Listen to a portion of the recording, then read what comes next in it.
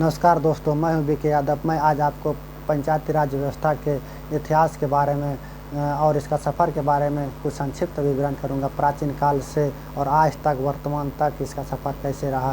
प्राचीन काल से ही स्थानीय स्वशासन का जड़ें जमी हुई है। प्राचीन काल में जब मनुष्य यानी आदमियों जब एक कबीला में रहते थे, एक ग्रुप में रहते थे, तो वो ग्रुप और कबीला अपने भोजन के तलाश में काम के तलाश में एक जगह से दूसरी जगह प्रवास होते रहते थे, स्थानांतरित होते रहते। तो उस स्थानांतरण के संचालन के लिए उसमें एक सरदार हुआ करते थे, एक मुखिया हुआ करते थे कि इसको कैसे संचालित किया जाए। उसी तरह का जब हड़प्पा की सभ्यता कालीन में भी इस तरह की व्यवस्था देखने को मिली, वैदिक सभ्यता में इस तरह की व्यवस्था को देखने मिली। जब मध्यकालीन आया तो मध्यकालीन काल में मेडिवल पीरियड में इस तरह की व्यवस्था कुछ दबी हुई स्वरूप में दिखाई दिए, क्योंकि उस समय देसी रियासतें राजा और रजवाड़े राजा महाराजा शासन कर रहे थे। सल्तनत, मुग़ल सल्तनत और दिल्ली सल्तनत और सुल्तान इस तरह के शासन व्यवस्था को संचालित कर रहे थे, और यह खुद ही अपने कई भागों में टूटे हुए थे और अपने अपने क्षेत्र में शासन कर रहे थे, जिसके कारण पंचायती राज व्यवस्था को कुछ दबे हुए स्वर में दिखाई दिए। और इसके बाद जब आधुनिक काल का समय आया, ईस्ट इंडिया कंपनी का शासन भारत में चलने लगे। ईस्ट इंडिया कंपनी के द्वारा शासन चल रहा था। उसी क्रम में इसमें से भारत में एक गवर्नर बनकर आते हैं, उसका नाम लॉर्ड रिपन है। लॉर्ड रिपन जब भारत में जनरल गवर्नर बनकर आते हैं 1882 में, तो उस समय भारत का वो मद्रास प्रांत यानी मद्रास प्रेसिडेंसी का जनरल गवर्नर बनाए जाते हैं, और वहाँ वह स्थानीय स्वशासन का रूप का जनक बनते हैं, रूप को वह संचालित करते हैं। क्योंकि पहली बार भारत में स्थानीय स्वशासन का जनक लॉर्ड रिपन का ही कहा जाता है, क्योंकि वह 1882 में सबसे पहले तमिलनाडु के प्रांत में स्थानीय स्वशासन का निर्माण किया था। उसके बाद जब आंदोलन चलने लगे भारत को आज़ाद करने के लिए, महात्मा गांधी और दादा भाई नौरोजी का यह सोच था कि अगर किसी देश को उत्थान करना है तो सबसे पहले ग्राम का उत्थान होना चाहिए, ग्रामीण भाग का उत्थान होना चाहिए। उसके बाद ही राज्य का उत्थान होगा, देश का विकास होगा। अगर किसी देश का विकास करना है तो पहले ग्राम का विकास कीजिए, उसके बाद राज्य का विकास, और उसके बाद राज्य का विकास होने के बाद ही देश का विकास होगा। इस तरह का सोच था महात्मा गांधी का, और वह हमेशा कहते थे ग्राम वासनी भारत माता। बोला कि भारत माँ की आत्मा गांव में बसती है, इसलिए उसका सोच था कि सबसे पहले गांव का विकास हो, स्थानीय स्वशासन का विकास हो। तो इस तरह का उसका नारा था। जब देश आज़ाद हो गया तो आज़ाद होने के बाद अपना भारतीय संविधान लिखे जा रहे थे, तो उस समय लिखते समय अपना तीसरा स्थानीय स्वशासन को भी संविधान में जगह देने की बात चल रही थी, जिसके कारण डॉक्टर भीमराव अंबेडकर इससे थोड़ा विरोध में थे और बोला इस तरह की व्यवस्था भारत के विकास में नाश कर सकती है। लेकिन फिर भी इसको भाग 4 में अनुच्छेद 40 में इसको जगह दिया गया। राज्य के नीति निर्देशक तत्व। राज्य के नीति निर्देशक तत्व का मूल सिद्धांत यह है कि यह किसी राज्य पर बाध्यकारी नहीं होगा। तो अपने अनुसार, अपने क्षमता के अनुसार, अपने कैपेसिटी के अनुसार, अपने राज्य के जन कल्याण के लिए जो अनुच्छेद लागू करना चाहेंगे वो कर सकते हैं, जो नहीं करना चाहेंगे नहीं कर सकते हैं, क्योंकि उसको अपना राज्य की शक्ति और क्षमता भी देखना होता है कि हम क्या कल्याण कर सकते हैं, क्या नहीं कर सकते हैं, जिसके कारण किसी राज्य पर यह पंचायती राज व्यवस्था बाध्य नहीं थे।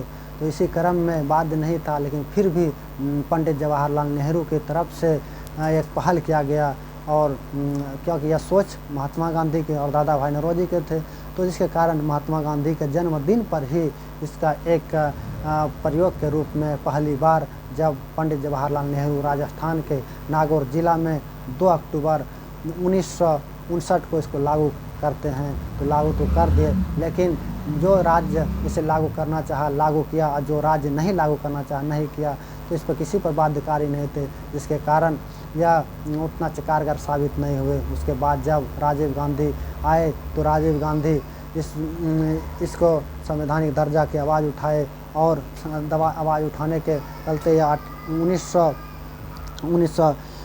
राजीव गांधी इसका 1986 में इसको संवैधानिक दर्जा के लिए कई समितियों ने सिफारिश पहले से ही दे रहे थे, लेकिन जब यह समितियां बलवंत राय मेहता समितियां जब 1957 का ही सिफारिश थे, यही समितियों को भारत के संविधान में इम्प्लीमेंट किया गया, बलवंत राय मेहता समिति, क्योंकि इसका त्रिस्तरीय समितियां थी और 3 स्तर पर जैसे इसमें कल्पना की गई थी, इसी को लागू करने के लिए सोचा पूरा कैबिनेट ने, जो कि ग्राम स्तर पर ग्राम सभा, ब्लॉक स्तर पर पंचायत समिति और जिला स्तर पर जिला परिषद, इस तरह की व्यवस्था थी। तो इसको लागू करने के लिए, इसको संवैधानिक दर्जा देने के लिए संविधान में इसको जगह दिया गया, जो कि भाग 9 में पंचायत राज की संकल्पना की गई और इसमें अनुच्छेद है 243 से लेकर 243 तक इसमें जोड़ा गया। इसके कारण जो है इसमें से 16 अनुच्छेद जोड़े गए, तो ये तो संवैधानिक दर्जा इसको मिल गया, जोड़ दिया गया। लेकिन फिर इसको अनुच्छेद देने के बाद में इसको क्या कार्य शक्तियाँ दिया जाए, कार्य के क्या इसका क्षेत्र होंगे, कौन कौन से काम दिया जाए, जिस तरह देश के स्तर पर कौन कौन से काम है बटा हुआ है, कितने कैबिनेट मंत्री होंगे, क्या होंगे, सब बटा हुआ है, सचिव होंगे, ये सब जो कैसे इसका देश का विकास किया जाए पूरे देश का, इस तरह का व्यवस्था बनाया गया। उसी तरह राज्य में भी राज्य की व्यवस्था बनाया गया, इसको कितना कार्य क्षेत्र दिया जाए, राज्य सूची, समवर्ती सूची जिस तरह है, उसी तरह पंचायत के लिए भी एक सूची तैयार किए गए, इस सूची में कार्य डाले गए, इसका कार्य क्षेत्र क्या होगा, क्योंकि जब तक ग्राम को कुछ शक्ति नहीं दिया जाएगा, शक्तियाँ नहीं दिया जाएगा, उत्तरदायित्व नहीं दिया जाएगा, तो उसका उत्थान नहीं हो सकता। इसलिए उसका उत्थान और उत्तरदायित्व के लिए इस तरह का 29 कार्य क्षेत्र दिए गए, जो कि आपको मैं बताने का कोशिश करूँगा कौन कौन से 29 कार्य क्षेत्र है। इस तरह का तो बहुत सारा समितियां का जितना भी इतिहास है अलग अलग तरह से हैं, उसका इतिहास का जो सेपरेट वीडियो बनाऊंगा और आप लोगों को बताऊंगा पंचायती राज व्यवस्था का एकदम खुद, जो कि 9वीं अनुसूची, और फिर नगर पालिका के बारे में 9B के बारे में बताऊंगा, अगले दूसरे वीडियो में बताऊंगा इसका पूरा विस्तार से। ये संक्षिप्त चल रहा है, तो चलिए जो कि पंचायत व्यवस्था में स्थानीय स्वशासन की व्यवस्था में जो सूचियाँ जोड़ी गई है, 11वां अनुसूची को 1992-93 के अनुसार जोड़ा गया, संविधान संशोधन करके 73वें और 74वें संविधान संशोधन के द्वारा जोड़ा गया था। तो चलिए मैं इसको आपको बताने का कोशिश करूंगा, इसका क्या क्या कार्य क्षेत्र है, इसका कुछ शक्तियां और उत्तरदायित्व दिया गया। तो पहले शक्तियां दिया गया कृषि का विस्तार, पंचायत मुखिया को पंचायत समिति को और जिला परिषद को, इस सब को भी एक शक्ति दिया गया है गांव को उत्थान के लिए। और अगर ये मुखिया समिति और जिला परिषद नहीं करते हैं ये सब काम, तो आजकल के नौजवान को, पढ़े लिखे को मुखिया के पास जाना चाहिए और इस तरह के जो प्रावधान दिए गए हैं 29 प्रावधान के बारे में बात करना चाहिए। और आप देख सकते हैं जिस गांव के मुखिया अगर पढ़े लिखे हैं तो उस गांव का उत्थान हो रहे हैं, उस पंचायत का उत्थान हो रहा है, क्योंकि वो अपने अधिकार को जान रहे हैं। और जिस ग्राम पंचायत के मुखिया पढ़े लिखे नहीं हैं तो इस तरह का अधिकार को नहीं ले पा रहे हैं, क्योंकि इसलिए जब इस तरह जब नागरिक यानी ग्राम पंचायत के जब चुनाव हो पंचायती व्यवस्था के, तो लोगों को सबसे पहले उसको पढ़े लिखे नौजवान को चुनना चाहिए, क्योंकि वह पंचायती राज व्यवस्था जो है राज्य पर छोड़ा गया है। राज्य इलेक्शन कमीशन इसको चुनाव करवाता है, तो राज्य इलेक्शन कमीशन पर ही इसको छोड़ा गया है, तो इसे राज्य ही इसको लागू करता है, देश के बारे में नहीं है, राज्य इलेक्शन कमीशन करवाता है इसका चुनाव। तो सबसे पहले नागरिकों का यह उत्तरदायित्व होता है कि पढ़े लिखे नौजवान को चुने, जो कि पंचायती राज में जो अनुसूचियों में जो कार्य सूची दिया गया उसको इम्प्लीमेंट करवा सके। इसलिए तो ये तो जो मैं अभी बताने के बात कर रहा हूँ, यह पंचायत समिति या पंचायत सचिव के परीक्षा में आपको काम आ सकता है, क्योंकि पंचायत सचिव का जब चुनाव होता है, पंचायत सरकार की तरफ से पंचायत सचिव कार्य में भाग लेते हैं और इधर जनता की तरफ से मुखिया पंचायत समिति और जिला परिषद कार्य को लेते हैं। इसलिए अगर आप कॉम्पिटिटिव एग्ज़ाम की तैयारी कर रहे हैं तो आपको पंचायत सचिव अगर बनना है तो इस 29 सूची के बारे में आपको जानकारी होना अनिवार्य है। तो चलिए मैं यह 29 अनुसूचियों के बारे में बात करता हूँ। पहली अनुसूची में है पहली अनुसूची यानी पहली अनुसूची का खंड एक में कृषि विस्तार और सहित कृषि यानी कृषि विस्तार के बारे में बात किया गया है। ग्राम को कृषि विस्तार किया जाए और एक नई तकनीक के द्वारा कृषि को इनोवेट किया जाए, इसके बारे में बात करता है। दूसरा कि भूमि सुधार का क्रियान्वयन, भूमि समेकन और मृदा संरक्षण, भूमि को सुधार के लिए एक छोटा प्रोग्राम बनाया जाए, इसका समेकन करने के लिए, इसका संरक्षण करने के लिए कैसे भूमि को अभी जो केमिकल द्वारा भूमि का मृदा को ख़राब किया जा रहा है उसका कैसे संरक्षित किया जाए, उसके बारे में भी बात किया गया है। तीसरा में है लघु सिंचाई, जल प्रबंधन और वाटर शेड विकास, लघु प्रबंधन जल विकास के लिए भी लघु प्रबंध कैसे ग्राम के कृषकों को, ग्राम के लोगों को तालाब के द्वारा, नलकूप के द्वारा सिंचाई की व्यवस्था किया जाए, छोटे छोटे गड्ढों के द्वारा, जिसके आप देख सकते हैं कि भारत सरकार का नरेगा द्वारा गांव में छोटे छोटे तालाब, गड्ढे, नलकूप बनाए जा रहे हैं, जिसके द्वारा सिंचाई की व्यवस्था हो। ग्राम पंचायत के द्वारा, मुखिया के द्वारा इसे इम्प्लीमेंट करवाया जाता है। उसके बाद पशु, डेयरी और मुर्गी पालन, इस तरह की व्यवस्था, जैसे कि पशु, डेयरी, मुर्गी पालन, इस तरह की व्यवस्था मुखिया के अंदर में है। अगर मुखिया चाहे तो किसको गाय भैंस पालने के लिए उसका व्यवस्था करवा जा सके, पशु शेड बनवाया जा सके, मुर्गी पालन की व्यवस्था करवाया जा सके, जो गरीब आदमी है, जो कि सक्षम नहीं है, उसको उसका व्यवस्था करवाया जा सके, इस योजना का लाभ दिया जा सके। उसके बाद पाँचवा है मछली पालन तालाब खुदवा के, नरेगा के द्वारा तालाब खुदवा के मुखिया के द्वारा और पंचायत समिति और उसके बाद जिला परिषद के द्वारा उस बेरोजगार आदमियों को, बेरोजगार को मछली पालने के लिए रोजगार दिया जा सके, जिसके कारण पंचायत का भी विकास होगा, देश का भी विकास होगा, राज्य का विकास होगा और खुद उस आदमी का भी विकास होगा। फिर छठा है सामाजिक वानिकी और कृषि वानिकी। सामाजिक वानिकी से एक सामाजिक का गार्डनिंग होगा, एक अच्छा सुशोभित समाज बनेगा और एक अच्छा विकसित एक फूल की बगिया की तरह यानी फुलवाड़ी की तरह अपना यह समाज होगा, एक अच्छे शिक्षित और आदर्श समाज होगा। और सातवां है लघु वनोपज पर ध्यान देना चाहिए, जिसके कारण लघु वनोपज मतलब कि वनोपज जैसे छोटे छोटे एक नया तकनीक लगाना चाहिए। लघु वनोपज यानी कि जैसे गार्डनिंग करके, गार्डनिंग किचन, हाइड्रोपोनिक व्यवस्था, इस तरह का व्यवस्था करके सब्जी, फल, फूल, कंद मूल गार्डनिंग करना चाहिए, लघु वनोपज को बढ़ावा देना चाहिए। उसके बाद है आठवां है खाद्य प्रसंस्करण उद्योग सहित लघु उद्योग, यानी खाद्य प्रसंस्करण यानी गांव के लेवल पर उसका फूड प्रोसेसिंग यूनिट लगवाना चाहिए मुखिया के द्वारा और वार्ड के द्वारा, पंचायत समिति के द्वारा, जिला परिषद के द्वारा, यानी कि खाद्य प्रसंस्करण यानी अगर किसान टमाटर उपज कर रहा है तो टमाटर को सॉस में कन्वर्ट करके उसको बेचा जा सकता है, इस तरह का व्यवस्था करवाना चाहिए गांव के स्तर पर। उसके बाद खादी गांव और कुटीर उद्योग, गांव में खादी वस्त्र, हथकरघा यानी हैंडलूम्स और खादी पर ध्यान देना चाहिए। कुटीर छोटे छोटे पत्ता बनाना, पत्री बनाना, बीड़ी बनाना और फिर छोटे छोटे बुनकर वाला काम किया जा सकता है, जो कि मनुष्य के समाज के लिए उपयोगी हो सके। भोज का पत्तल बनाना, इस तरह का छोटे छोटे प्लेट बनाना, कटोरी बनाना, इस तरह बहुत सारा छोटा कुटीर उद्योग है जो कि किया जा सकता है ग्राम लेवल पर। उसका सहयोग मुखिया समिति और जिला परिषद के द्वारा किया जा सकता है। उसके बाद ग्रामीण आवास अगर राज्य सरकार और केंद्र सरकार ग्रामीण आवास देता है तो उसको मुखिया का यह कर्तव्य होता है कि चिन्हित करके किसको इस आवास को दिया जाए। उसके बाद पेयजल की व्यवस्था आज देख सकते हैं कि हर घर जल की योजना चल रही है भारत सरकार द्वारा, तो इसी के द्वारा हर ग्राम पंचायत में भी पेयजल की व्यवस्था को उपलब्ध कराया जा सकता है।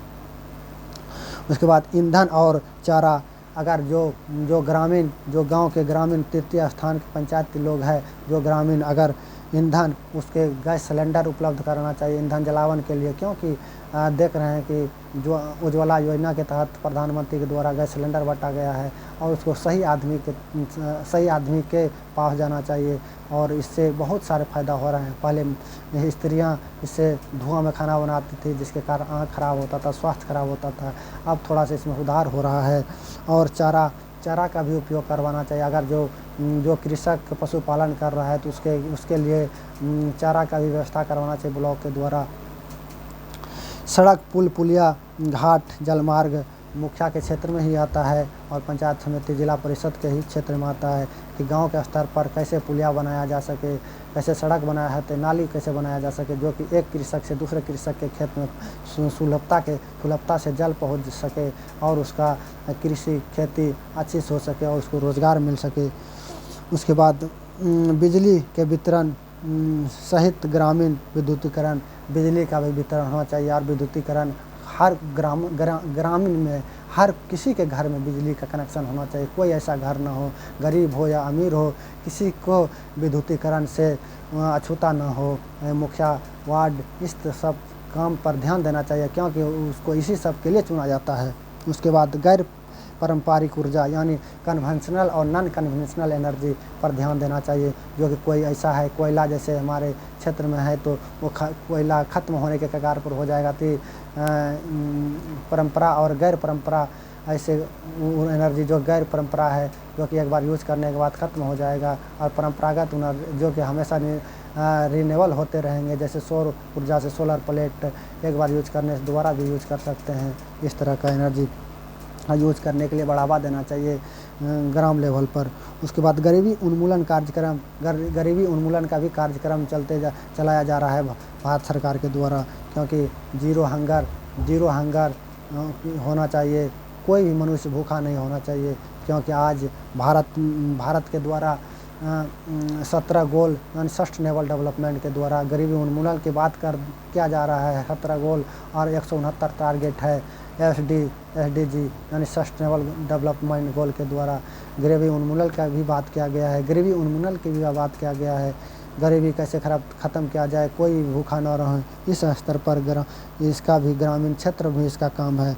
उसके बाद प्राथमिक और माध्यमिक विद्यालय सहित शिक्षा, ग्रामीण स्तर पर प्राथमिक शिक्षा और माध्यमिक शिक्षा को भी बढ़ावा दिया जा सके, इसका भी प्रावधान है। तकनीकी प्रशिक्षण और व्यवस्था, ग्रामीण स्तर पर कोई मनुष्य अगर पढ़ा लिखा है, कोई नौजवान बेरोजगार है, उसको तकनीकी शिक्षा और व्यवसाय के लिए प्रशिक्षण दिया जा सके, इस तरह की व्यवस्था ग्राम स्तर पर भी मुखिया अपना स्तर से करा सकते हैं, पंचायत समिति करा सकते हैं और जिला परिषद भी करा सकते हैं। वयस्क और गैर औपचारिक शिक्षा, अगर जो वयस्क है, पहले आप देखते थे कि गांव-गांव में वयस्कों को भी पढ़ाने का, बूढ़े को और नौजवानों को भी जो पढ़े लिखे नहीं हैं उसको पढ़ाने के लिए स्कूल खोला जाता था, इसी के वयस्क और गैर औपचारिक शिक्षा इसी के तहत खोला जाता था। और सबसे बड़ी महत्वपूर्ण है मुखिया के ये कार्य जरूर ही करना चाहिए, पुस्तकालय हर पंचायत में एक पुस्तकालय होना चाहिए, जो ऐसे गरीब विद्यार्थी है जिसके पास किताब नहीं है, कॉपी नहीं है, पढ़ने की जगह नहीं है, वो पुस्तकालय में जाकर शांति से पढ़ सके। हर पंचायत में एक पुस्तकालय होना अनिवार्य है और यह कार्य क्षेत्र उसके क्षेत्र में आता है पुस्तकालय का, उसको खुलवाना चाहिए, पुस्तकालय बनवाना चाहिए। तो पुस्तकालय का कार्य बहुत ज़रूरी है, अति ज़रूरी है, लेकिन आज देख सकते हैं पूरे भारत में 99% ऐसे पंचायत है जहाँ की पुस्तकालय नहीं है। 1% कहीं पुस्तकालय की व्यवस्था की जा रही है, जो कि जहाँ बहुत ही हाईलाइटेड पढ़े लिखे नौजवान हैं और मुखिया हैं, वही ये सब करवा रहे हैं। उसके बाद विश्व संस्कृति और गतिविधियों का बढ़ावा देना, संस्कृति कार्यक्रम को बढ़ावा देना, हर पंचायत के लेवल पर, हर गाँव में अगर कोई अच्छे गाते हैं, गाने का कोशिश कर रहे हैं तो उसको आगे कैसे बढ़ाया जाए, इस स्तर पर काम होता है ग्राम पंचायत पर। बाज़ार और मेला अगर है तो उस पर ग्राम पंचायत के मुखिया, ग्राम सभा के मुखिया, वार्ड, ये सब जो व्यवस्था बनाकर उसे कर ले सकते हैं, इनकम टैक्स ले सकते हैं और उसका पैसा से अपना पंचायत का विकास कर सकते हैं। और स्वास्थ्य, स्वच्छता, जल, अस्पताल, जैसे कि आप देख सकते हैं कि स्वच्छ भारत मिशन के द्वारा इसी के तहत चलाया जा रहा है भारत सरकार द्वारा, और नरेगा के द्वारा संचालित किया जा रहा है स्वच्छ भारत मिशन। और प्राथमिक स्वास्थ्य केंद्र और औषधालय शामिल है, इसमें से प्राथमिक स्वास्थ्य केंद्र भी शामिल है, क्योंकि इसका मुखिया के अंदर में, पंचायत समिति और जिला परिषद के अंदर में आता है, इसको काम करा सकता है। स्वास्थ्य केंद्र में अगर दवा उपलब्ध नहीं है तो मुखिया जी ग्राम सभा से उसे चिट्ठी लिखकर राज्य से दवाई लाने का प्रबंधन कर सकता है और करवा सकते हैं, उसके अंदर में काम है। परिवार कल्याण करने के लिए आज बहुत सारे आंगनबाड़ी के द्वारा इसमें कार्य चलाया जा रहा है परिवार कल्याण के लिए। कैसे इसका एक अच्छा पोषण मिल सके, एक अच्छा विकसित कुपोषित बच्चा पैदा न हो, इसके लिए परिवार कल्याण के द्वारा एक योजना चलाया जा रहा है। महिला और बाल विकास के लिए भी आंगनबाड़ी के द्वारा इस पर काम किया जा रहा है। भारत सरकार, राज्य सरकार, इसका एक सेपरेट मंत्रालय भी बनाया गया है और इसके मुखिया के अंदर में कार्य दिया गया है। बाल विकास के कैसे इसका उपयोग किया जा सके और इसका उत्थान किया जा सके और ग्रामीण स्तर पर महिलाओं और का विकास कैसे हो जा सके, इसलिए इसका भी प्रावधान 29 अनुसूचियों में से डाला गया है। विकलांग और मानसिक रूप से मंद लोगों के लिए कल्याण सहित सामाजिक कल्याण करना। अगर जो ग्राम में विकलांग है, मंद बुद्धि के लोग हैं, मुखिया जी उसके लिए कुछ प्रावधान सोचता है और उसके कार्य क्षेत्र में आता है ये बात, तो आप अगर किसी ऐसे मनुष्य को देख जो विकलांगता है, जो मंद बुद्धि के हैं, आप मुखिया से जाकर, पंचायत समिति से जाकर अपने प्रॉब्लम के बारे में बात कर सकते हैं, आपको कुछ मदद कर सकते हैं मुखिया जी ग्राम सभा के द्वारा। कमज़ोर वर्गों का कल्याण और विशेष रूप से SC/ST के लिए, अनुसूचित जाति और अनुसूचित जनजातियों के अगर आपके ग्राम पंचायत में हैं, उसके लिए विशेष रूप से उसका सबसे पहले काम करना चाहिए। अगर वह पिछड़े हुए हैं, उसके घर नहीं है, आवास नहीं है, पानी पीने की व्यवस्था नहीं है, उसे छुआछूत से वह अपनी ज़िंदगी तबाह है, तो उसके लिए बारे में सोचना चाहिए। शोषित है तो उसके बारे में मुखिया को, पंचायत समिति, जिला परिषद को सोचना चाहिए। सबसे पहले उसी की नज़र में आता है और वही चिन्हित करके राज्य सरकार को और केंद्र सरकार को भेजता है। इसलिए मुखिया का दायित्व होता है कि SC/ST के लिए विशेष रूप से ध्यान दिया जाए। उसके बाद सामाजिक वितरण प्रणाली जैसे PDS व्यवस्था मुखिया के अंदर में आता है। PDS व्यवस्था यानी पब्लिक डिस्ट्रीब्यूशन सिस्टम, जो कि आप कंट्रोल कहते हैं, राशन की दुकान मुखिया के अंडर में आता है। अगर कोई कंट्रोल राशन के दुकान वाले आपसे पैसा मांगता है, अगर आपका राशन काटता है, तो डायरेक्ट आप मुखिया के पास जा सकते हैं और उसका निदान करवा सकते हैं, या पंचायत सचिव के पास जा सकते हैं और पंचायत सचिव से आप लेटर लेकर कंट्रोल के पास, PDS के पास जा सकते हैं, पब्लिक डिस्ट्रीब्यूशन के साथ जा सकते हैं। लेकिन आज PDS इतना हाईलाइटेड हो गया है और टेक्नोलॉजी से एडवांस, टेक्नोलॉजी से लेस हो गए हैं कि आज PDS व्यवस्था एक जगह से दूसरे जगह भी ट्रांसफ़र करा सकते हैं तुरंत, कोई इसमें चिंता की बात नहीं। अगर आपको कोई राशन के दुकान वाले आपसे राशन काटता है, तो आप ट्रांसफ़र करवा के दूसरे राशन के दुकान के पास चले जाएं। और यह प्रावधान किया गया कि राशन का दुकान आपके पंचायत में 1 किलोमीटर के अंदर होना चाहिए। 1 किलोमीटर के अगर दूर में है तो उसको मुखिया को चिट्ठी लिखकर अपने ग्राम पंचायत में राशन की दुकान खुलवाने की व्यवस्था करने के लिए कहा जा सकता है। उसके बाद सामुदायिक संपत्ति का रखरखाव, इस सभी होने के कारण यह नागरिकों का भी कर्तव्य बनता है और मुखिया का तो है ही कि सामाजिक संपत्ति का रखरखाव करें। ये शासन व्यवस्था को कैसे लागू हों, इसे सुलभ हों। अगर कोई व्यवस्था पंचायत समिति के द्वारा, मुखिया के द्वारा, ग्राम सभा के द्वारा बनाया गया, तो सभी ग्रामीणों को उसका रखरखाव करना चाहिए, उसको सुचारू रूप से चलाना चाहिए। तो नमस्कार, आपको इस वीडियो कैसा लगा? मैं वीडियो को लगातार पढ़ते जा रहा हूँ और बोलते जा रहा हूँ, क्योंकि अगर बोर्ड रहता तो बोर्ड पर लिख कर आपको अच्छा से मैं बता सकता था और बताने का कोशिश करता, लेकिन मेरे पास बोर्ड नहीं है, जिसके कारण से मैं आपको दिखा नहीं सका विजुअल। तो मैं बोर्ड की व्यवस्था करूँगा, तो मैं आपको एक एक पॉइंट करके मैं बताने का कोशिश करूँगा। तो अभी मेरा ये शुरुआत है, तो आपको अगर इस वीडियो अच्छा लगा तो एक दूसरे के साथ शेयर कीजिए और मेरा मदद करने का कोशिश करें, शेयर, कमेंट और आगे बढ़ाने का कोशिश करें। नमस्कार।